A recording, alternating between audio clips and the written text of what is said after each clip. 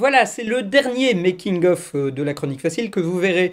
À l'origine, j'avais créé ces petites vidéos il y a presque 4 ans pour un truc de Voxmaker qui s'appelait le Coffre Magique Premium et qui a duré 9 numéros. Voilà, je les ai remises sur mon YouTube afin de remercier mes donateurs Tipeee, mais je ne compte pas en faire de nouveaux. Voilà, en revoyant cette vidéo, je me suis aperçu que j'avais des remarques supplémentaires à faire, donc du coup, à certains moments, je vais interrompre la vidéo. D'ailleurs, j'ai une remarque... c'est de faire RIP le gros bouton rouge. Le gros bouton rouge qui se trouve là et qui n'existe plus, mais qui avait tellement marqué les gens à l'époque que j'ai même eu un fan art de ce bouton-là. Voilà, et que j'avais imaginé pour la Chronique Facile numéro 9.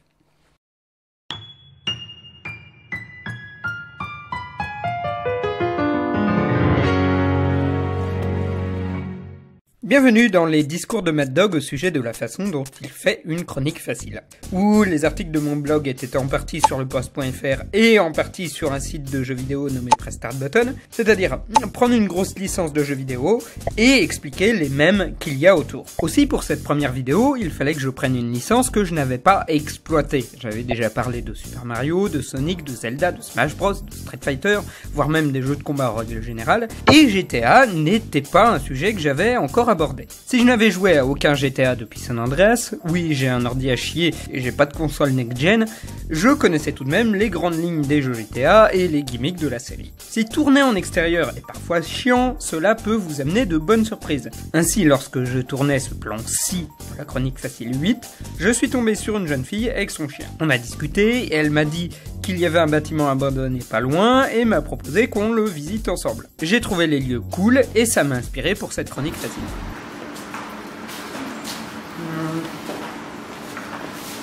Petit aparté, cet immeuble n'existe plus. C'était une ancienne tannerie qui a brûlé il y a super longtemps et sur lequel pas mal de gens l'avaient visité. C'était un coin urbex. Et j'ai voulu y revenir pour ma chronique sur Homestuck et le bâtiment avait été démoli déjà à l'époque. C'est elle qui m'a filmé et d'ailleurs ça m'a permis d'avoir des zooms et des dézooms qu'autrement j'aurais pu difficilement faire tout seul. Il y avait aussi deux autres contraintes à mettre. Hermit n'était pas très satisfait de la voix de Neku pour Kanye West et je lui ai proposé qu'on allait le faire réapparaître avec une explication rigolote dans la prochaine chronique. Deuxièmement, je savais que j'allais me retrouver à la Seigneur Épinal et à Valenciennes fin février début mars.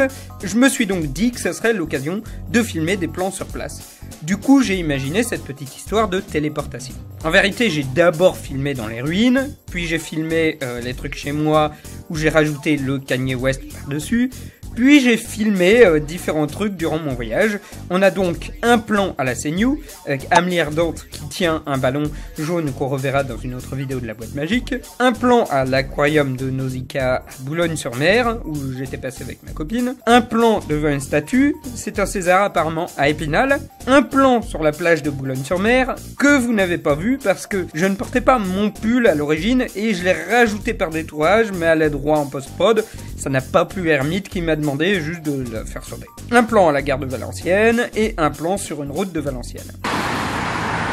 Je crois que ça s'est calmé. Bon, on voit où je suis.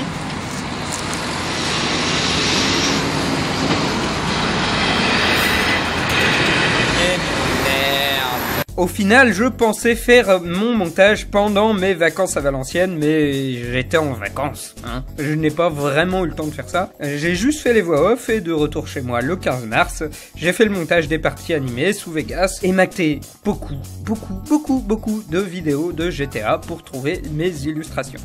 Au final, j'ai testé un logiciel de morphing afin de rajouter un peu de lien dans la téléportation entre les différents plans. Et là, alors que je bossais sur mon montage et que j'avais au moins un jour d'avance au lieu de tout faire la dernière minute, pouf, les plombs ont sauté et mon ordi a cramé. Ouais, elle a carrément cramé de l'intérieur et refusait de s'allumer. J'ai eu une grosse panique. On était le lundi et il fallait que ma chronique soit prête pour le mercredi.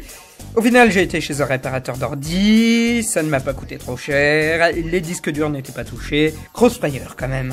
Au final, j'ai passé 2 jours sur les retouches et puis envoyé ma vidéo à temps. Au niveau des retours sur YouTube, en plus des éternels comme du style « Eh tiens, en fait, t'habites à tel ou tel endroit, j'ai reconnu un truc derrière toi », certains m'ont dit que la chronique manquait un peu de fond. c'est peut-être pas faux. Je n'ai pas vraiment parlé des retombées sociales ou de l'univers des fans de GTA, parce que il n'y a pas grand chose à en dire. En réalité, cette chronique était un premier jalon pour une autre chronique beaucoup plus fournie. Mais ça, vous le verrez plus tard. Sauf que là, je ne sais pas de quelle vidéo je parlais. Je pense que c'est probablement une référence à la chronique facile sur Tau et les mèmes, qui était à l'époque ma chronique la plus ambitieuse et sur laquelle je bossais depuis un bon moment. Voilà. Sinon, je ne pense pas refaire d'autres vidéos dans ce style, vu que tout le monde s'en fout. Je pense que je vais probablement remettre en ligne des bonus boîte magique à l'avenir, ou des ça nous arrive tous. À la place, n'hésitez pas à me les demander. Voilà, à la prochaine!